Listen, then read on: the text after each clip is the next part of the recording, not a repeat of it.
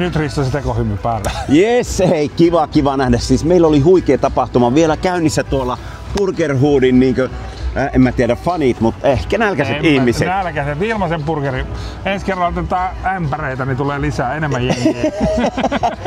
Tosi kiva oli tässä jutella ja tehdä vähän burgerit, tai enhän mä ite oo tehnyt mitään. Laitettiin tulet päälle. Mä poltin sormen, sen verran laitettiin tulet päälle grilliin ja sitten niihin lihapaketteihin. Kyllä, poltettiin lihapaketit ja mitä tapahtuukaan ensi vuonna, siitä tietää vaan Burgermeister Pikkis. Sitä tapahtuu, että mitä tapahtuu, joo. Tämmönen järjestetään, jos joku tykkää mun seuraavasta postauksesta 7 kertaa.